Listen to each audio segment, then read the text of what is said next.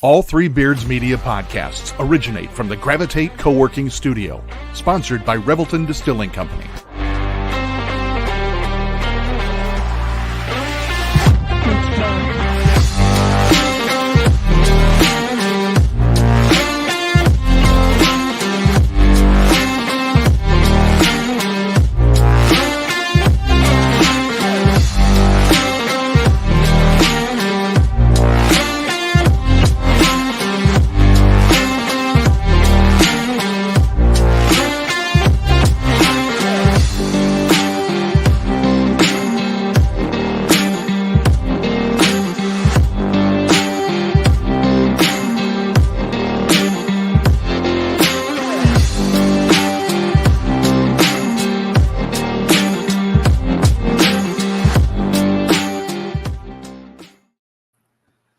What's up, everyone? We're back again, coming to you live from the Gravitate Co-working Studio. And as always, we are sponsored by Revelton Distillery. Guys, what's up? I haven't seen you for like 21 hours. It's been like 21 hours since I saw you guys. I know. It's been a long time. Not really long enough for the most part, but yeah, I know. Yeah, missed you guys. What a liar. It's been a couple weeks, hasn't it? A couple weeks. Yeah. I was kind of thinking, like, we're at that point of the season where I think everybody's grumpy, including us, coming into the holidays. And then we get going again in January and everybody's excited. And then we get close to playoff time and everybody's grumpy again. So it feels like the first of two waves of grumpiness a little bit. And I think that is us and them. And I don't know. What do you guys think about that? I agree completely. I mean, I think everybody gets around this time, around the holidays, and you're kind of trying to jockey for position in your conference races, and things may not be going well or they were going well. And yeah, I think you have some ups and downs here, and we agree. We kind of feel the same way sometimes. We just kind of have our good nights and maybe not so good nights, and we'll get refreshed over break and be ready to go again. Yeah, I think people just need to chill out a little bit. I agree with that. You came at it a lot more direct than I did. That was good. That was good. Yeah, that's just the way I felt the past couple of days. Yeah. I think we don't want to ruin everybody's Christmas here with gifts of not joy. So I think there's some unsporting type things that we may discuss the next time out, right? Right. Mm-hmm. Right. Yep, for sure. But looking back at the last episode, Jim's Fool's Rules, he had block charge, which is something we could talk about probably for days. And then, of course, our guest, Chuck Britton, from the Iowa Girls High School Athletic Union. That was a hoot. That was great having Chuck on, his stories and that picture of him. I still can't believe that's Chuck.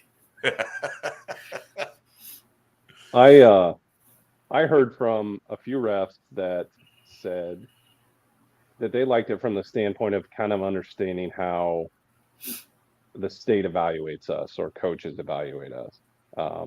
Obviously the stories were amazing too. And I think we could probably go another 3 or 4 hours with Chuck just on stories alone. But, officials really, I think, enjoyed that, getting to know kind of how some of that stuff works. I guess we're probably pretty fortunate that we get to talk to Chuck like that and candidly about things like that. So it's good information to know. Mm-hmm. Oh, agreed. Yeah, definitely. He gave some good stuff and good stories and a great picture.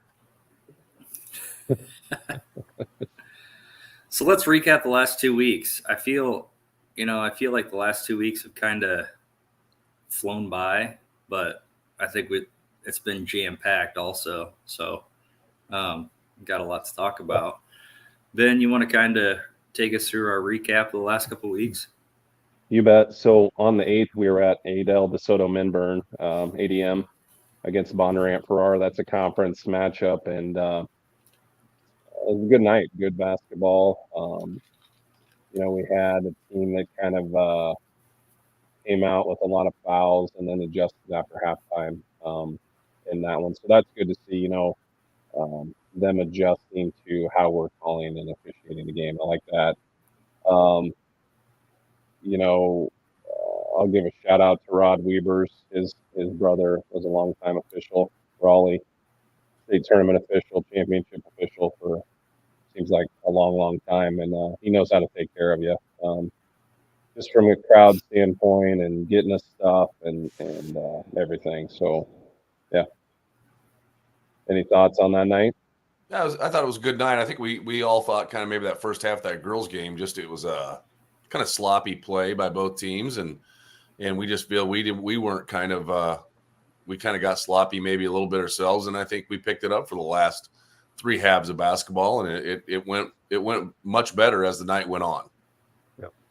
Yep. Yeah, it was definitely a good night. I turned into a baby afterwards just because I thought my performance as an individual was not up to par, but apparently you guys say you didn't see much difference. So I guess I was just being a baby that night. But yeah, I mean, I didn't when you say not much difference. I don't know that you're very good any night, but I'm just kidding, Sam. Sam is a great official, and he did talk about that after that game, that he didn't think things went well. And I kept looking back at the game, thinking about it, and I couldn't find remember anything where I thought it was a bad game by Sam. So sometimes you just get that in your head, and you're thinking that maybe wasn't as good, or you didn't insert yourself when you needed to, but we didn't see that at all. Yeah. So I mean, truth be told, sometimes you just have those nights where you just don't feel on your A game. But I think, Ben, maybe you said it. It's never as bad as you think. Yep. So I think as officials, we probably go through that a couple times a year, right? Where you come out of a game and you're just like, oh my gosh, what happened? I stunk tonight. And I think that's a little bit human nature, but generally it's not the case. I mean, I think, film generally doesn't lie. And I like Jim said, I just don't even really remember there ever being an issue that night. But so, yeah, just try to find a way to press on. Done crying. Jim, thanks for the shout out about me being a poor official. I'm joking, because I did come back with Sam is a very good official. I know, Jim. You're the best. Popcorn that night, 6.1 for me. Sam was 6.4 and Jim 6.2. We also got a Chick-fil-A sandwich, which which if my granddaughter Taven is out there listening, it's exactly like a McDonald's McChicken.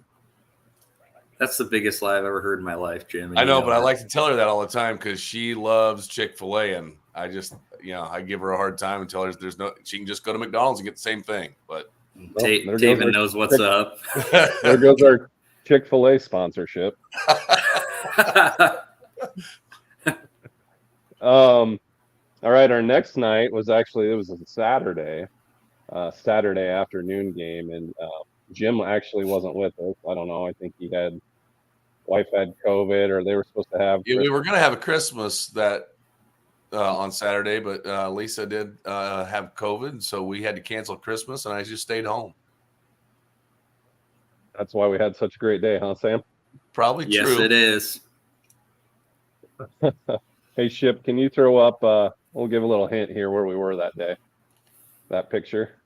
Yes. Yeah. Always got to stop and see Albert.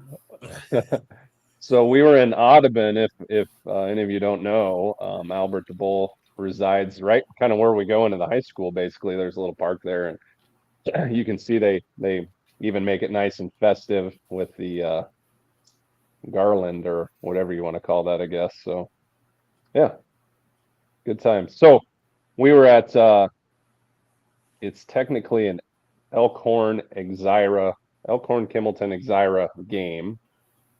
But I believe they added Audubon on the girls' side because Audubon had low numbers. So a lot of towns involved in that. So the game actually was in Audubon because of that, because of their sharing agreement or whatever. And that was against IKM Manning. Pretty good day. Casey Pelzer, shout out Casey, was with us that day. Had a good time. Sam? Yeah, it was up and down the court. It was fast paced. Press, the whole court. So a lot of decision making. But yeah, it was good. Girls' game was good. Boys' game was good. The coaches were fine. Great. So yeah. Popcorn, 6.4 for me, 7.5 from Sam, and Casey gave it a 4.5. I guess he was. I gave it a 7.5. Yeah, so I don't know how we can be 7.5 to 4.5. Wow, that's awful. I was hungry apparently. I don't remember giving a 7.5. Highlight of the day: homemade scotcheroos. Ooh, Yes. nice. Yep. Yes. Good stuff. Yep. The 12th, so the next Tuesday, then we were at Greene County versus Nevada. And again, Jim had to do his real job. So Chris Marsden was with us, and he's a good up and coming official, and had a great night with him. Yeah, I'm gonna jump right to the popcorn because This is my favorite story from last night. Listening to this. Not your favorite, Jim. No. and no offense to anybody that's making popcorn or whatnot, but a lot of times at the end of the night we're getting the last of the popcorn, and it may not always be the best, but so we get the popcorn, and I'll just say this: so I gave it a 4.9, Sam a 4.5, and Chris, first time on the podcast, rating 3.0. And I quote, per Chris, "I like smoking lots of foods, but not my popcorn." So the popcorn was definitely a little bit burned. So anyway, that was a great quote from Chris. That's good. We did get some pizza too, so that was good. So Yep. we're just having fun with it. There's always a silver lining in everything. For sure. Does that come up next? Does the silver lining come up in the East game? Does it? you just gotta find it. So this was Friday night, right? The 15th. We went to Des Moines East and had Des Moines Hoover. And I believe that's probably a little bit of a rivalry. I've never seen so many fans as I have there than I did that night. It was loud. And if you've ever been to East High, that gym, I would assume, has a lot of historical significance, and it's huge. And I don't think anybody would know that if they hadn't been there. But when Sam Powell was there back in the day, when state championships and stuff, like I can just imagine that place being full and being loud as heck. I mean, it's a really nice old big gym. Mm-hmm. Jim wasn't with us again. Casey Pelzer joined us. Sam, how would you say the night went? Well, Can I sum it up just a little bit before he goes? Yeah. Even though I wasn't there, I can sum it up really quick because I got a phone call from Ben. It was, I don't know, getting close to 11 o'clock. And he goes, we got off maybe a couple words in there I'm not going to say, court at 10:27. So if your game is going till 10:27, Sam, I'll let you say what you got to say now. So 6:15 girls start, and what did it have down for a boys start, Ben? 7:45. Yeah, so I think normally we'd be out of there by 9:15-ish, right? I mean, we Yeah. usually figure 3 hours. Yeah. So the girls' game took up nearly that 3 hours. It was 2.5 hours. 59 fouls. Yeah, Did you guys get new whistles after that? Those I had had to to be check. worn out. I checked mine in at halftime. Wow. So back to kind of the rivalry aspect of that, I think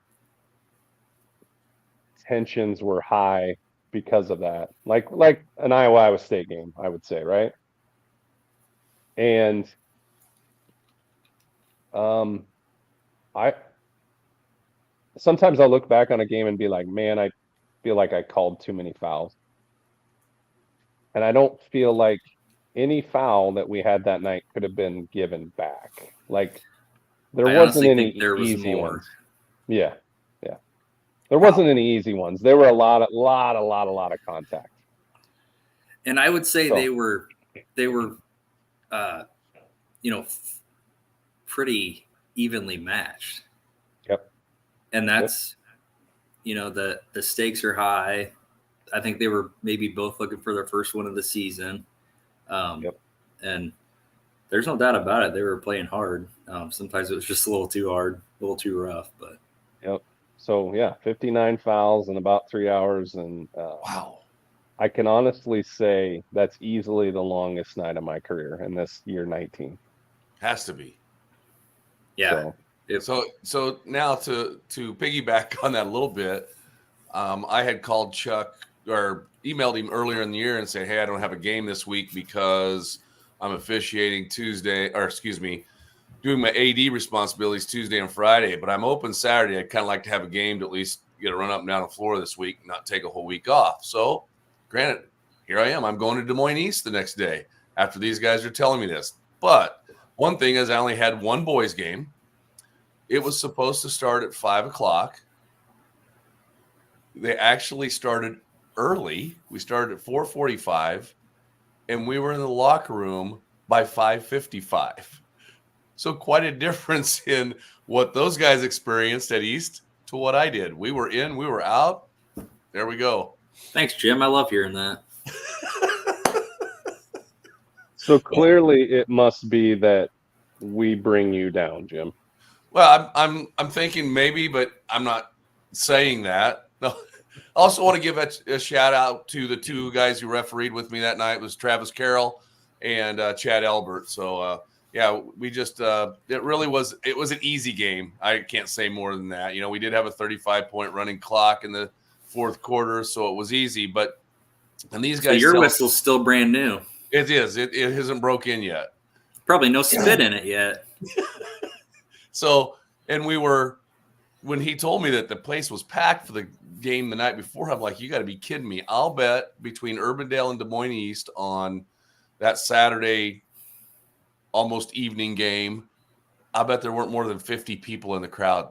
So they must have got worn out from you guys keeping them there till 10:30. And one of them was your wife. Yes.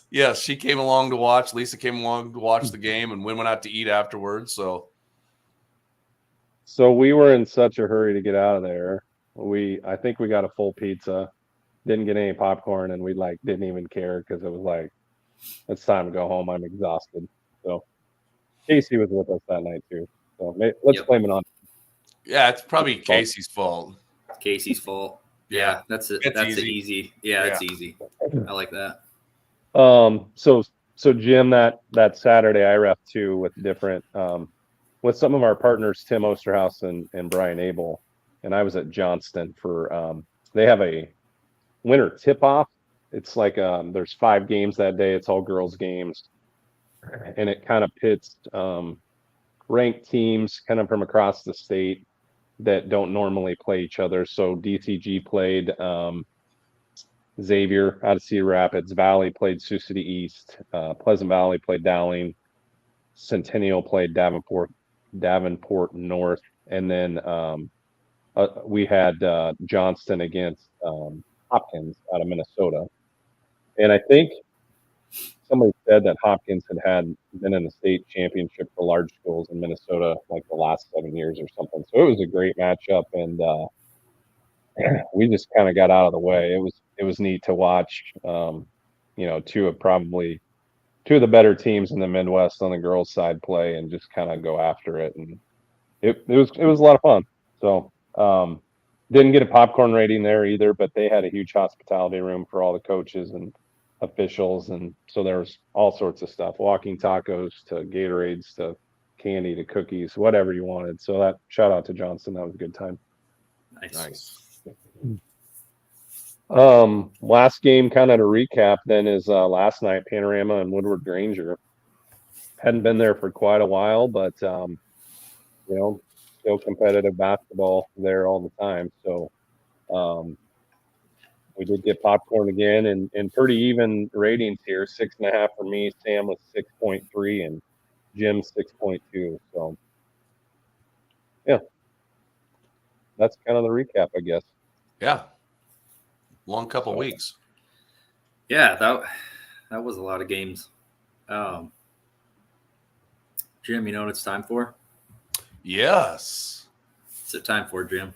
Fool's rules. They fooled me, Jerry. Okay, What are you talking about tonight? This is one we're going to talk about. It's going to be fairly quick. We're going to talk about over the back, which you hear in a game. Get him off!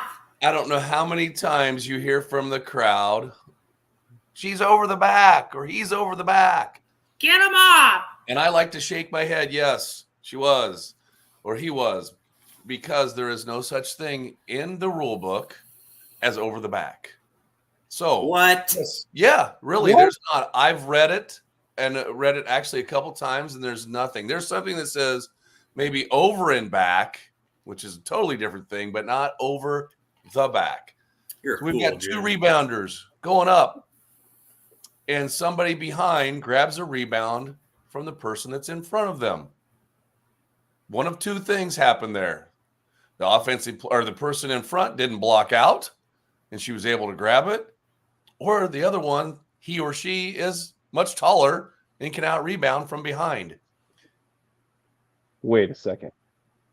You're telling me that somebody can be taller or be able to jump higher and get a rebound even if they're not in position behind Yes, the defense? that's true. That's true, as long as we have no illegal contact. So, yes, what we don't want to do is penalize somebody for being taller and can out-jump somebody else. So we have this all the time that, and I know that some people up in row 34 have a great view of what's going on down in the court, but sometimes when they both jump up and one can just jump higher, they can grab the ball from behind and it not be a foul. So if you're yelling over the back, please quit, because there's no such thing. If you want to yell, she pushed her or he pushed her, then you can go ahead and yell that. But there, over the back is no such thing. So quit yelling it, please. So this is not how you report to the bench, Jim? Well, the funny thing is, I have seen that before, either watching games or reffing with some people, come over and give the foul. And yes, and even say over the back. And I have had conversations with officials about, please quit saying that, because there is no such thing. So yeah, we don't. I mean, if we've got a foul from behind on the rebound, we're going to call it a push. Okay. It might even be a hold. They might even be pushing down on a shoulder, a hip, and going up with one arm. And we're going to call that a hold or whatever, but we're not going to call it over the back. There's always that time too when two players, like this on a rebound, and they grab the ball simultaneously and we have a jump ball. Well, you know how that ends. Somebody, comes down and then drags that person over them. So then everybody in the gym is again yelling that oh, we have a foul. Well, no, we had a jump ball up top that we called before we got to that point. So Mm-hmm. Yes, and we do have sometimes where a girl does they don't really both have simultaneous control, but they're both going for the ball here, and a girl will bring it down, and then she might come over the top of her, and then we've got a foul. But it's you kind of have to see the whole play, and we talked about, and this probably goes into this area here. Sam talked about it about patient whistles. Sometimes people, coaches, even in the crowd, players, they're looking for something, and we're getting ready to call it, but we're going to be patient. We don't want to anticipate the play. We want to make sure we see the whole play, and then we blow a whistle. Because I will guarantee you there are some people that are watching the games that they're yelling travel, and all of a sudden we go up with a hand and we call the travel, and I think they called that. They got us to call that play. But if you're a good official, you're going to be patient. You're going to wait. You're going to let the play develop and make your call. Good point, Jim. like it. Yep. Yep. Love it. Ben, you want to hop into those videos? Yeah. So last week's Fools Rules, we because of me had some technical difficulties and we didn't get to watch the videos, but we went long anyway. So we wanted to come back to the block charge stuff that we talked about a little bit. And the main reason I bring these up, this isn't it's not whether this is good call, bad call, anything like that. But I think really to show how difficult calling a block charge can be when we're doing it live and we're doing it on the floor, when there might be players in our way and everybody in the gym is screaming, oh, it's this, it's that. It's a lot harder than that. So we wanted to come back to that briefly while we have some videos. So I got 5 videos here, and we'll try to watch them maybe twice just to kind of maybe see it once, us three kind of talk about it briefly, and then we'll watch it again just so the audience can kind of view it. So Chip, let's go with video 1 here.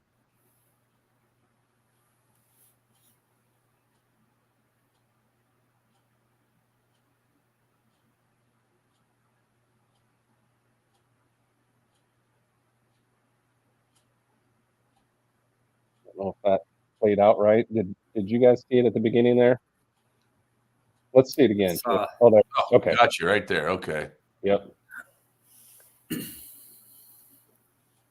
Let's do it one more time.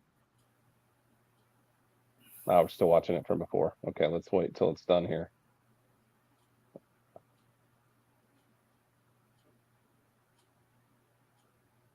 Okay, so it's kind of hard to see that very beginning part. Thoughts on this, though? Well, we talked about this kind of before, but we probably have to have something on that with a kid that just goes to the floor, whether it was a flop, whether he was not in legal guarding position, or whether he just got ran over. And I mean, the other thing is too, he's just laying on the floor, which here we go. You've got okay, perfect. And you've got kids jumping, for rebounds, and they're not able to. I mean, they could come down on him, sprain an ankle. I mean, you got to have something to stop. You got to have a whistle, no matter what. We got to have a whistle if we're just going to stop play because we think he's hurt, or we've got a foul, or we can have a block because if we thought he flopped, I guess you could even if he's flopped more than once in the game, you can also give an unsporting-like technical. But yeah, I think we have to have something. We definitely probably got to stop play. Mm-hmm. Yep. I think the main thing that we come out of there with is we've got to have a call one way or another. And, without seeing the game before and being on the floor and seeing that, whether it's block charge is probably a mute point, but got to have a call there. That's our main takeaway from that, I think. All right, let's try number 2 here. I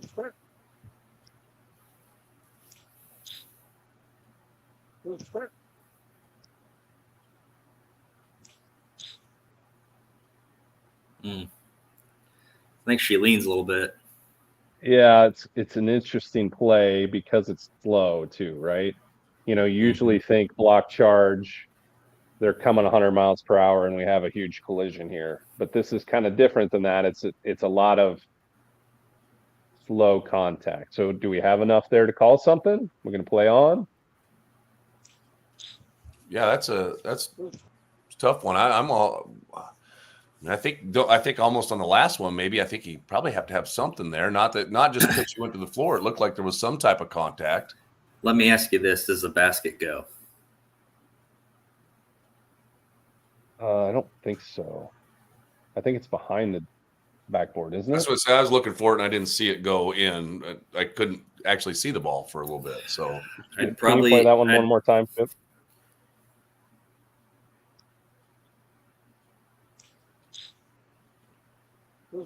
it goes up and over. Yep. Yeah, I feel like there's enough there that it altered her shot that I probably have something. Yeah. Yeah. Because you wouldn't have thought that's a really good point. Besides the contact and all those things, if you take into account that the shot went over the backboard, which we wouldn't expect that to normally happen, it's probably a blocking foul then, right? Yeah. Okay. Good takeaway. All right, number 3. And there's going to be a blocking foul. Didn't really have the feet set, and that's going to send. And there's going to be a blocking foul. Didn't really have.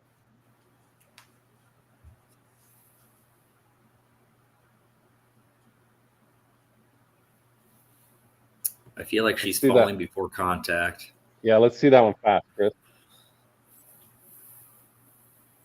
And there's going to be a blocking foul. Didn't really have. Tough. Again, because we're not on the floor, and we heard obviously from the radio folks there what actually happened. They did call block there, but the defender was legal. I think she definitely leaned back, which makes her not legal then at that point, right? She had 2 feet on the floor facing her opponent until she anticipated it.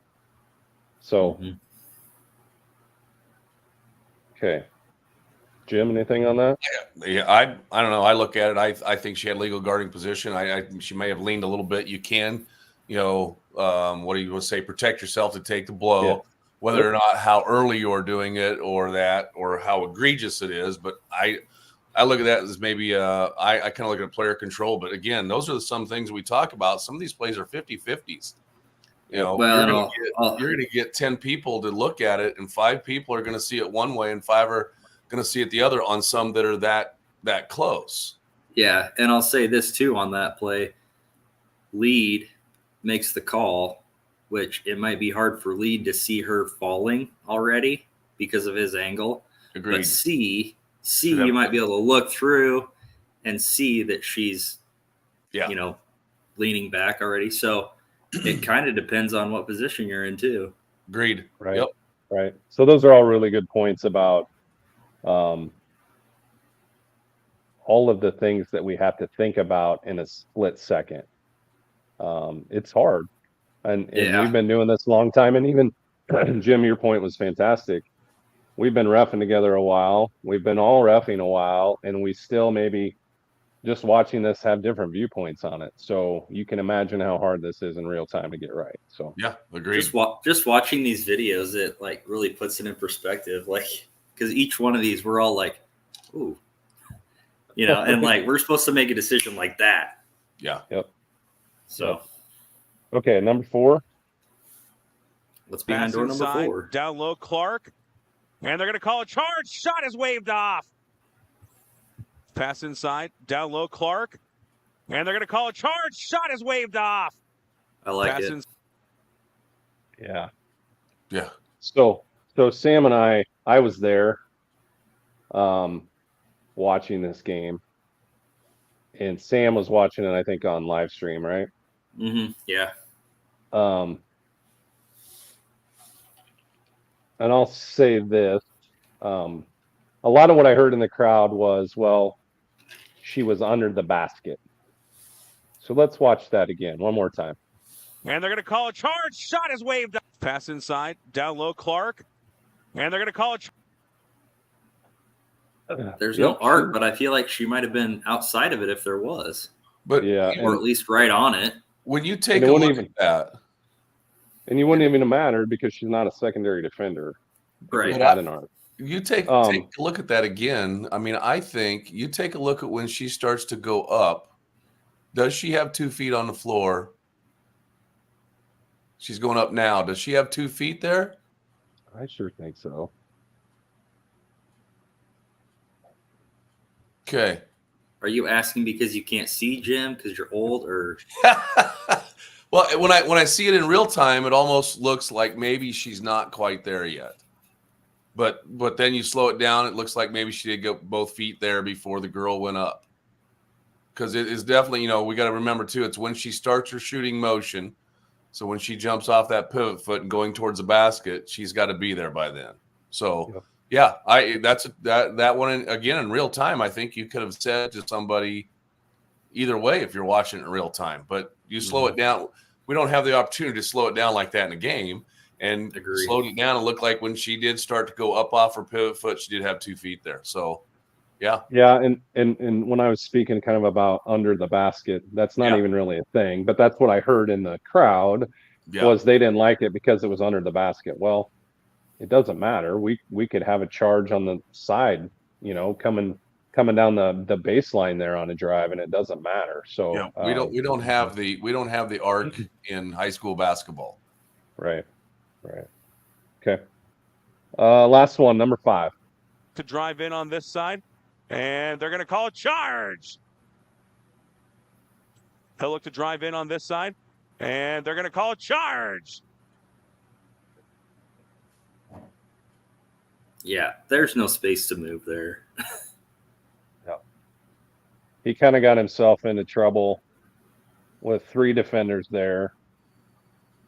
And if you didn't have a charge because he went in out of control into a defender, you probably have a travel.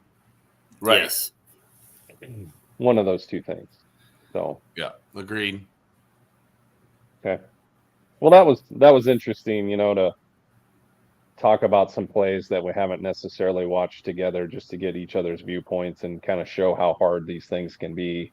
Yeah. With players out there and different things go on. So. Yeah, we definitely didn't rehearse that. That was all those clips to me were new, and so that's the way it is. So people are going to have different opinions on that, and block charges can be one of the hardest things to call. And you're going to look at it, and we may go in the locker room, and 2 of us might have thought it was a block, and one thought it was a charge. And we don't sit and argue about it. We just talk about what we saw and what we thought, and that's what it is. You just It is what it is. Sometimes you're going to get it exactly right, and sometimes you may not. Mm-hmm. Yep. And we touched on a couple things there worth noting. The arc, and there is a different college rule this year about the takeoff when you have to be set before their foot that they go. Let's say for a layup, their last foot before they take off, you have to be set before that leaves the ground. So that's a little bit of a different technicality too, but we can get into those things another time when we talk about high school versus college maybe. So yep. Cool. Well, hey, let's take a break, hear from our sponsor and sponsors, and we'll be back. That time. Why take the best corn in the world and make it into fuel when you could make it into whiskey? That's the question that launched Revelton, Iowa's most visible and fastest growing distillery. Owners Rob and Christy Taylor embrace the grain-to-glass philosophy, sourcing ingredients locally and overseeing on-premises production and bottling at their facility in Osceola. One sip, and you'll agree that Revelton's handcrafted whiskeys, gins, and vodkas are the best you've ever tasted.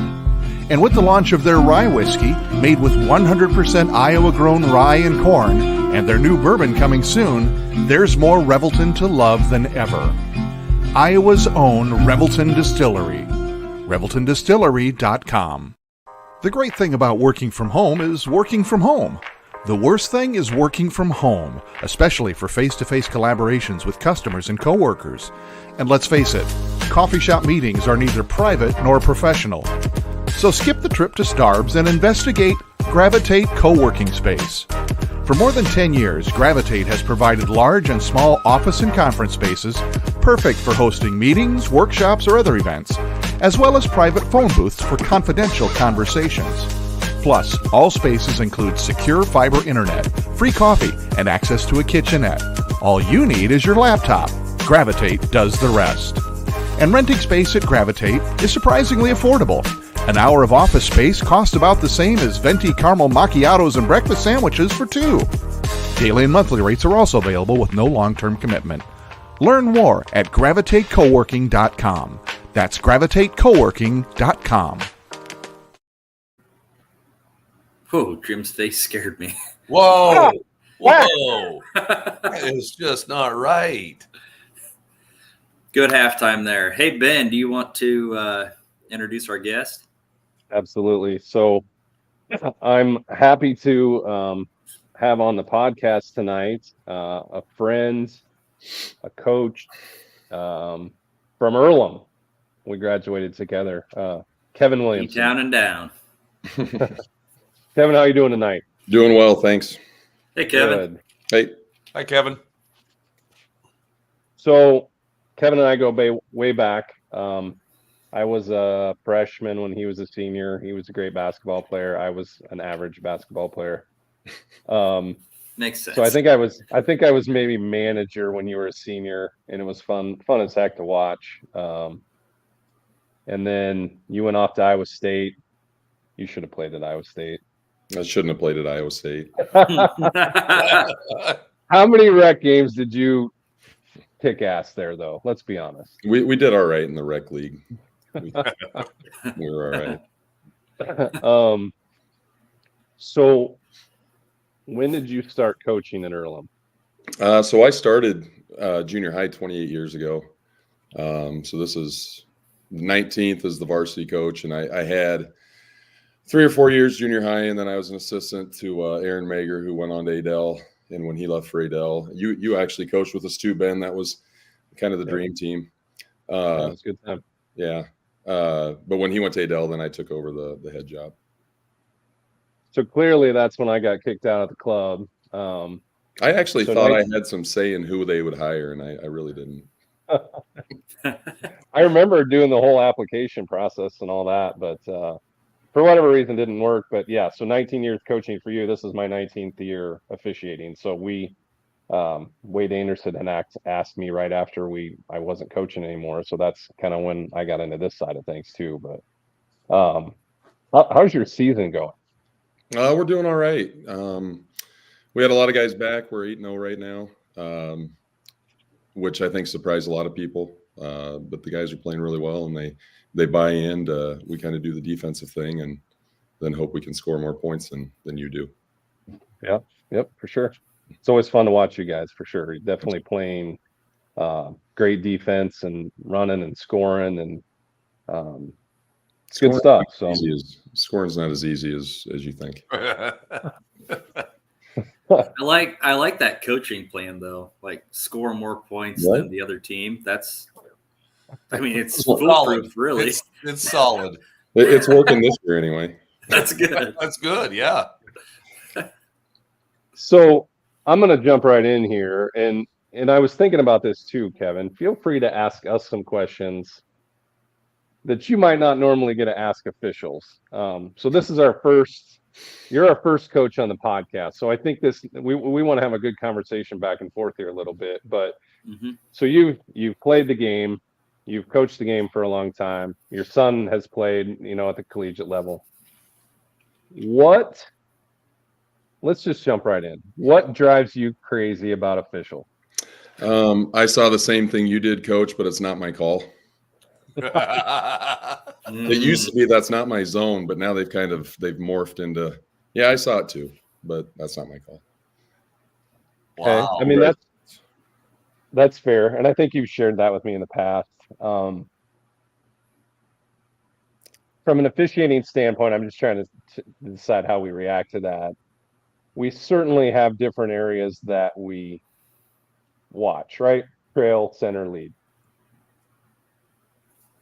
And I don't like to go outside of my zone.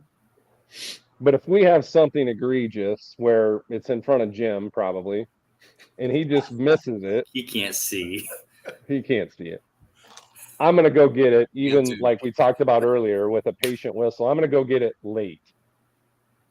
And then everybody else on the other side of the court is going to be yelling at me because I got it so late. But ultimately, we want to get the call right, I think. Mhm. So I totally get where you're coming from. And I think that takes time for officials to learn that it's okay to be late rather than not have anything at all. Well, And I get not stepping on each other's toes too. yeah, well, and I think when you say though that's not my zone or that's not my area, I think you kind of throw somebody else under the bus too. I think probably the easier way to say that is, Coach, I didn't have a look at it, and you know, The honesty thing goes a long way, right? I mean, yeah, you tell us you're going to miss calls. I make all kinds of mistakes, so I get that. yeah, And I think all officials are different too, just like all coaches are different. There are officials out there that will be pissed off if you are fishing in their pond. yeah. So you got to manage that a little bit too. But Yeah. ultimately, and in the end of the day, we should be most concerned with getting it right. And, regardless where it's at on the floor. Mm-hmm. So anyway, what else, Kevin? I mean, there's got to be more than that. That's the only thing that I ever know. I'm not a fan of an official that'll come over and if I've got an assistant, John, and John's been coaching for 20 plus years too. And if he goes to ask a question, I'm not a fan of I don't talk to assistants, even if it's a timeout or anything. And I know there's rules with that. I know assistants can't chirp. We do a pretty good job of keeping those guys quiet on our bench, but I think there's times I don't talk to assistants. I think that bothers me a lot too. What's your guys' take on that? I mean, even if he's going out just to ask a simple question during a timeout, not showing anybody up. I don't have a problem with it on a timeout. Definitely. I mean, I know because you're doing your job of trying to coach the kids on what you want, what you want to get back out on the court, and but we're also probably, because we're kind of taught this way, to be brief and give them an answer and go back. I during live ball play, I don't like it because I want to know who I'm listening to on that side. You know what I'm saying? Right, I don't want questions from you, from an assistant, and then but I think during a timeout, I mean, we've had it happen more than once this year. Come out and ask about something, give them an answer, and they go back to the huddle. Yeah, I don't have a problem with it. I mean, if they're not coming to, complain about something, call or something, because a lot of times an assistant will be like, "Hey, where's the ball going to be inbounded on the sideline or underneath?" Yeah. And someone's going to say, "Oh, and I've talked to assistants. Have your head coach ask me?" Come on. Yeah. Yeah. I think it can be actually a really good, useful tool for everybody because, Kevin, you're getting in the huddle and able to, like you said, coach for that 60 seconds or 30 seconds, coach your team for the next thing, while also getting information from, John or the assistant or whoever that you need, but maybe don't have time for, especially, again, going back to what Jim said when we're in a live ball situation. So I think that's healthy, if we can have those type of communications, as long as we're not bitching. Right. So, Yeah. yep. I think that's hard sometimes too, because officials will have radar hearing sometimes, and they hear every little thing that's coming off the bench. And sometimes that's assistants doing that. So that I get that stinks a little bit, but that stinks for us too. I don't like that either, because that reflects on me too. So yeah, like I said, I don't have that problem though with the guys that I got on the bench. So. Okay, good.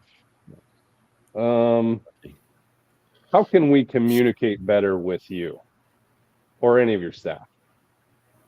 I don't know. I like to be able to talk, ask questions, have the communication start right away. Humor never hurts. I mean, it's a game in the end, and you're dealing with 15 to 18-year-old kids that some of them can't control their bodies. Some of them, there's things that happen during the night that are funny, and just communicate those things or try to. Sometimes you got to make light of things too, and maybe get a coach off the edge a little, or off the ledge. That you guys can tell when we're upset, and we don't like. I told you when I was talking to you earlier. I've mellowed a lot in the last 20 years of doing this. I've learned it doesn't really change your mind, huh? if I yell at you. That's a really good point, because even when I was coaching with you guys, I was an asshole. We all And yeah, What? Was. What? I mean, because when I coached and you ref my Jim, you games, were too. I know. when you ref my games that I coached, I was perfect, right? Oh, gee. When A you started perfect to fish, asshole. that's why I got out of coaching. I couldn't do it. But you can officiate. Oh, Sorry, Jim. no, you're not. To your point, Kevin, I think that's fair. We're all human. And while we try to do everything correctly, human nature takes over at some point. So if you're riding us and pissed off at us, that next 50-50 call might go against you. Right. That's just the way human nature is. So Mhm. yeah, the more we can communicate without being angry at each other, I think the better. And I'll give a shout out to Casey Pelzer here. He said this a couple of weekends ago to us. He's like, I've learned to not ref angry. And I really took that to heart, because sometimes I let the game get to me, or a coach get to me, or a player get to me, and I think Scotty would call that my fun meter was pegged. Yes. But if I'm trying to keep that in my head, like that's a really good thing. Don't ref angry. Mm-hmm. We're all trying to get through a game together, basically. Well, and we're sorry. Go ahead. No, go ahead, Kevin. I was gonna say we're the same way. I mean, we're human too, and we see certain crews come on the floor that maybe you've had a bad experience with, and right from the start, you're like, these guys it's gonna be a long night, and you can't control that. I mean, you get who you get. The kids have to adjust. Coaches have to adjust. Yeah. And I like what you said too, Kevin, was, communication early and the humor part. Like I have no problem talking to coaches, joking around with coaches. So I kind of try to start that communication early, and I don't know, maybe you just need an icebreaker, kind of like the one that Jim picked up his wife with. How much does a polar bear weigh? What? I don't know, enough to break the ice. Hi, I'm Jim. You're an idiot.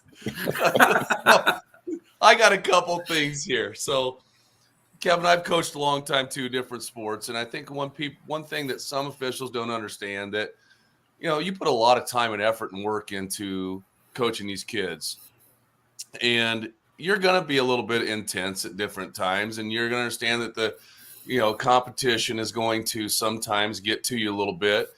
And I think it's our job first to talk you off the ledge, Right. To just come over and say, whatever it may be. Like we had one, I think it was at Mount Air, and there was a little bit of contact at half court. It really wasn't any illegal contact. His kid lost the ball, went down. I called a foul on his kid on the layup, the contact. And he said, he's going, there was contact there, contact here. Why are you calling that? And I just went, Coach, do you have a question for me? And he finally he goes, yeah, I probably overstepped my bounds. So can you tell me why that contact there? And then I answered his question. He was fine. But I think there are I don't want to say lots. There are a few officials that might just turn around and not be happy about it, maybe even tee somebody up for something like that. Right. And I don't think, they've got to understand that it is very competitive. And we, as a coach, you put lots of hours into it, and you want to make sure it's fair and competitive and that. So I think that, officials need to understand that better. Right. Overall. Yeah. And, and we talked about, I've said this for years to my kids after we have our little pregame huddle and that, and talk about, hey, what we need to do, and then put our hands in and say, above all, have fun. And this has got to be fun for everybody. It's got to be fun for players, for coaches, for officials, for fans. It's got to be fun, and we got to try to make it that way. Sure. Mm-hmm. I kind of had a situation like that last night, where the coach actually had fun with me. We had a weird shot clock situation. Like, was there possession? Was there not? Was there an over and back? Was there a foul? We had a whole bunch of things going on. We figure it out. I go to the coach, say something about, I'm like, listen, we reset it for the other team because of X, Y, Z. I said, she's like, oh, well, that's because I told them to reset the shot clock. She was joking with me, like, okay, doesn't matter. Let's move on, right? So that communication can go both ways. You know, have a little bit of fun with the game. I mean, it doesn't all have to be serious. Right. So. Yep. Yeah, I had a coach tell me one time this year. He said, "Didn't you think that was a travel inside there?" He says, "I know that's your partners, but I won't tell him if you tell me it was a travel." You know, that I have zero problem with someone talking to me like that. You know? I like to Yeah. start games volunteering my perspective and telling them I'll be there all night if they need help, because sometimes you might. I think That's I awesome. remember. I remember you saying that one time when I had you. We had do you at Lennox, I remember that, think, because we were Yeah. then we Oh, made fun of Ben. yeah. Easy to do. Easy to do. it's fair. Do you guys find it difficult? Like, how different is it reffing a girls' game than a boys'? Because we'll watch the girls' game, and then we get to ours, and it feels like it's totally being called different than the game before. That's a good question, because I think sometimes Yeah, it sometimes is. I think it's a different, not at all levels, but I think at some levels it's a different game of basketball. You know, we can have two girls go up for a rebound and have contact, and somebody's probably going to be on the floor. You're going to have two guys go up for a rebound, you're going to have a little contact, and the person who gets the ball, and we're going to go on. You know, I mean, the right person got the ball if they're contact, you know, but yeah, I think that sometimes it's, I don't know. I don't know if we call it different, or I would say sometimes it's just a different game than what the boys are playing that night. Not always, because there's some really good girls teams out there. Right. Mm-hmm. I think there's differences between the game, as Jim said, but also you could even say 1A boys to 4A boys, or 1A girls to 5A girls. The games are different, and we do, you know, I don't know that all officials do this, but we kind of do all levels, and there's a little bit of an art there on adjusting to those different levels. Sure, rule book's all the same. I understand that. But I would say in the lower levels, you have maybe less athletes. You may have one ball handler and one shooter. In a higher game, you might have everybody can dribble. We might be 10 deep with dribblers, shooters. And I think our crew tends to think of, let's protect our dribbler and shooter at the lower levels, maybe more so than we do at the higher levels. That's my opinion. Guys, agree, disagree? Totally agree with that. Yeah, I agree. And one thing that we do as a crew also is if we have a girl-boy doubleheader after the girls' game, when we're in the locker room getting ready to go out for the boys' game, we just talk to each other and say, all right, let's reset. That game's over. This is a brand new game. And we just try to clear our heads and, let the game come to us. Yeah, So restart. Yeah. You don't ever big time people though, right? Though 1A, when you get there and say this is below you, because we've had that too. Wow, really? Oh, Ben, I think Ben probably knows what I'm talking about on this one. But I do, and it makes me sad. It makes me angry, but it makes me sad too, because as officials, we should all, again, worry about the game regardless of where we're at. I'm like blown away. Yeah. It just starts the whole night off wrong. right. Well, yeah, because I've reffed for like 27 years. I remember, you getting your start, and you get your start in a lot of the smaller schools. I used to do a couple games a year, every year in Lineville, Clio, smallest gym probably in the country. And I had, after 10 years, I had somebody else ask me, why do you still do games down at Lineville, Clio?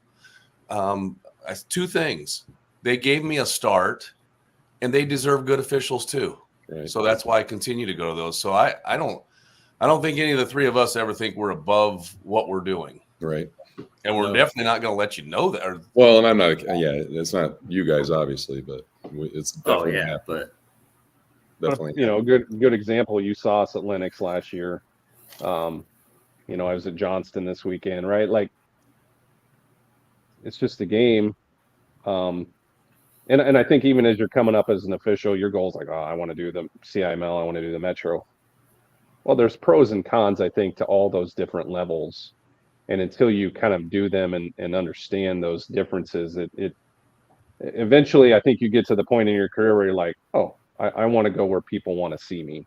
Right. And to Jim's point, where we came up, maybe it's Southwest Iowa, smaller schools or whatever, that we feel appreciated a lot of times when we go to those places. So there shouldn't be any reason to be like that. Right. So Yeah, I mean, I really like what we do as a crew, and we see a lot of levels of basketball because there's great teams at every single level. It doesn't matter if it's 1A or 4A, 5A, whatever. Right. There's good basketball everywhere, Right. and everybody, whatever level, deserves good officials. Well, So- and let's be honest, for the most part, when we go to some of the 1A and 2A schools, we are treated way better by, athletic directors and, just people who bring us food and that afterwards. And be honest, the food is not a huge deal, but boy, it's nice. And we've went to some 4A schools where we've had to beg to get a bottle of water at halftime or in between games. So we would go anywhere. and I think one thing we're not even talking about is crowds too. I would take a 1A, 2A crowd almost any day because you're going to have mom, dad, grandma, everybody. Like the whole town's there, right? It's a community event. Yeah, And a lot that's of a great times when we go point. to a Metro game, you're going to have parents. And so you might have a gym that holds 1,000 people, but you might have 100 there. Right. Well, Yeah. I mean, what's the best postseason, regional or final or sub-state game to do? Boys sub-state, And girls regional final. what level? I mean, as far as crowd. Yeah. 1A, 2A. Yeah, 1A, 2A. I mean, everybody from the town is there. I mean, everybody is there. And I mean, it's their one shot, make it to the big time. And, it's much more difficult in 1A or 2A school to get to the big dance. And so, I mean, it's packed full of excitement. We were down at Glenwood last year for a sub-state boys, Sam and I and Scotty. Yeah. And who was playing? Was it Bedford and Bedford and I can't remember the other team. East Mills? I can't either. Was But it East Mills? no, it was somebody up a little bit north of the interstate. I can't remember anyway, but there was times where we couldn't hear a whistle. Yeah, I mean, it was that loud. So yeah, I mean, we don't care the level. Right. nope. Kevin, do you ever get technical fouls? It's been a while, but yeah. What's a while? 4 It's games been- ago. It's been pre-COVID. No, it wasn't. Oh, It was wow. last year. Never mind. Oh, There was last one year? last- Oh, there was darn it. one last year. So 1 or less a year. Yeah, Is that fair? yeah. Probably less. Did you earn it? Probably not as much as I earned some I didn't get. If that makes sense. Like, No, I don't know. That one was pretty calm. I got one a couple years ago. An official asked me what I said, and so I told him because I didn't think he understood, and then he teed me up. Really? Yeah, that's like baiting. Jeez. It's like a that speed- is that's like the definition of baiting right Yes. there. I If you got don't want to know, don't ask. I got a better one than that. Coaching softball, in the third base coaching box where I had 9-1. There's a ball that's low. You've been calling low all night. I hadn't said a thing. Somebody actually an athletic director from the other school says to me through the fence, "Man, he's wanting to get out of here early. That ball's kind of low." And I said, "Yeah, I don't think it's a strike either." He takes off his mask and he says, "What'd you say to me?" I said, "I didn't say anything." Or no, he said, "What'd you say?" I said, "I think it was low. It wasn't a strike." "You're out of here arguing balls and strikes." I didn't argue anything. You asked me a question. I gave you the answer. So Don't Yeah. ask if you don't want to know. yeah, Yeah. I agree. I mean, if you're gonna ask me a question, I'm gonna give you what you wanted, and Now, if you're screaming and yelling at me before I ask you what something, then it's different. But I had one a few years ago where the official asked me what I said, and I said, "You heard what I said." And he goes, "Don't say it again." And I said, "I told you heard what I said." And he never gave me one. I mean, they bait you sometimes. You guys are like that, I guess.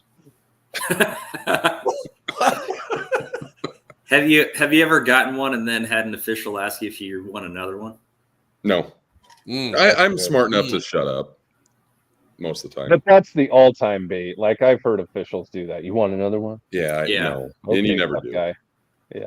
I mean, we tell our kids not to talk, and so our kids do a pretty good job of doing that. So then when I do it, we tell them if someone's going to argue, it's going to be me.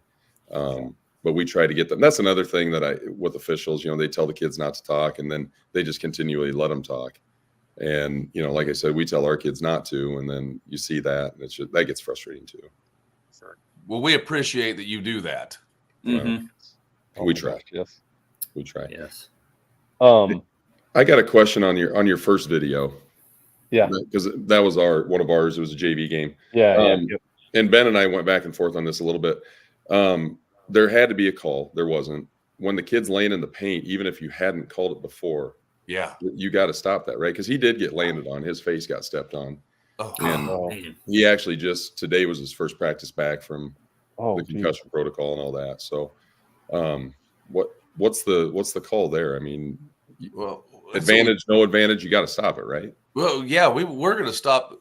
So we had a play not similar, but not quite like that in a game that I was watching as an AD this year.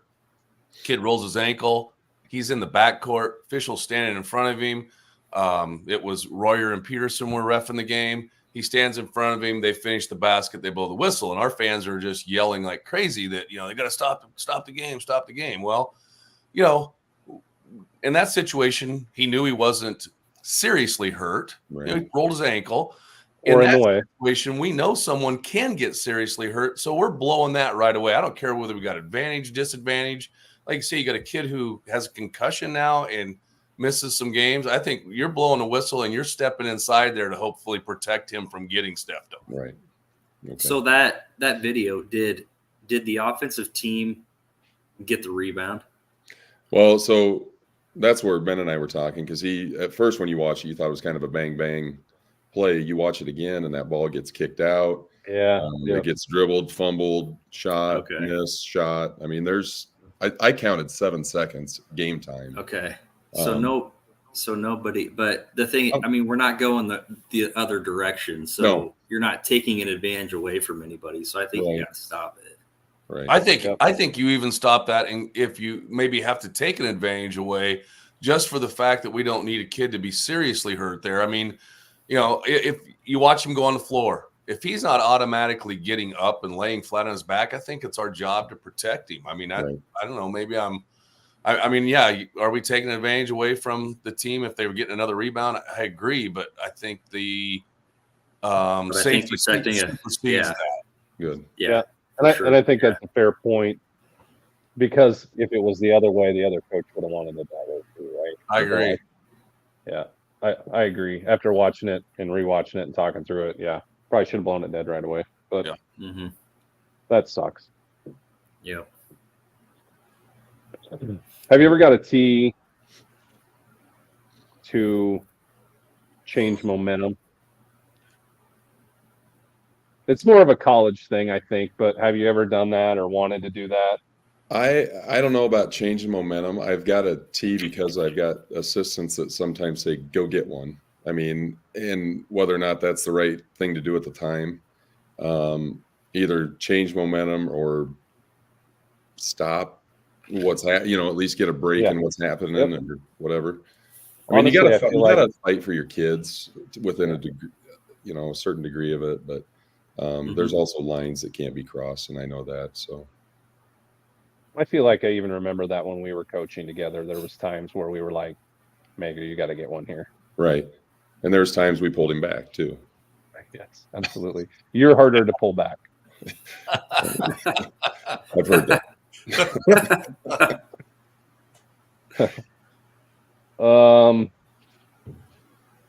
What else, guys? Anything?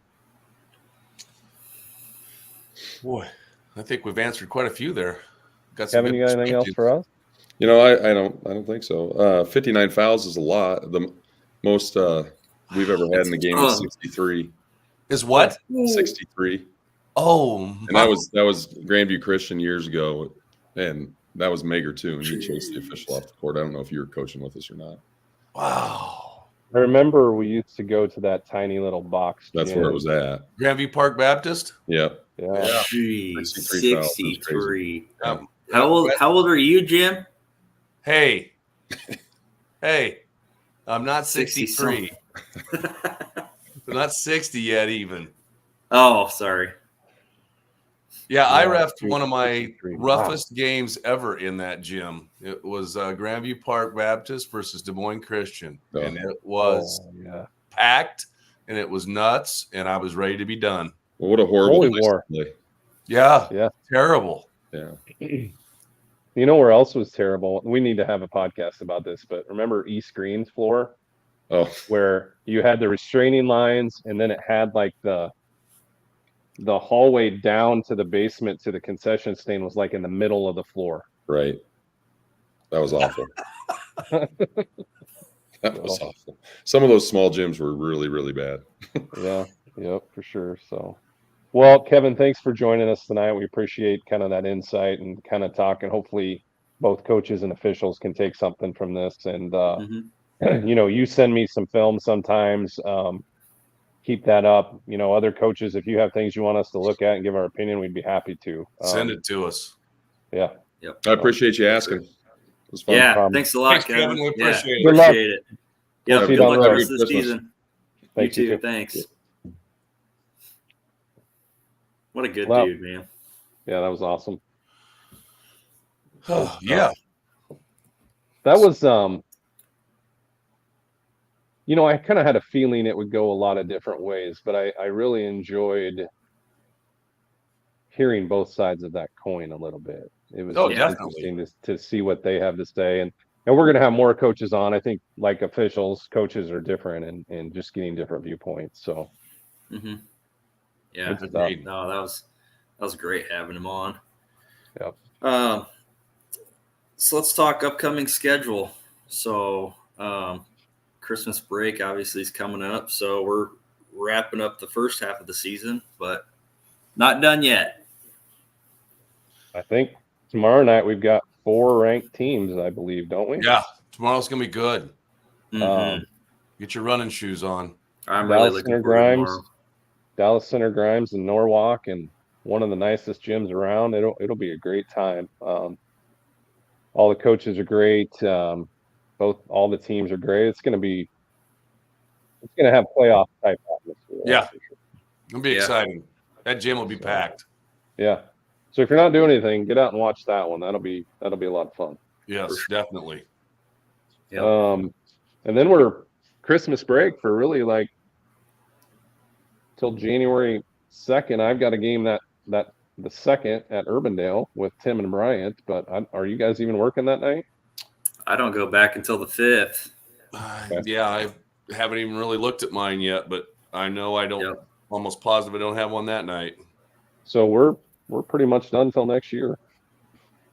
So next Yes. podcast we'll have I alluded to it a little bit, but I think we'll talk about a lot of unsporting things and take up some time with that type of stuff. Just some stuff we've seen or feelings we have or things Yep. along that line for sure. Yeah, we don't want to ruin the Christmas spirit. We'll talk No. about it afterwards. Maybe some New Year's resolutions. Well, I Like said, that. I kind of talked to you guys a little bit about what we were a little let's just say on edge last night, maybe afterwards. But all we would like to see, this is kind of what I'd like to see from people in the new year is for coaches to coach, players to play, fans to have a good time, and that's and it. cheer I think, for their team. yeah, cheer for your Period. team because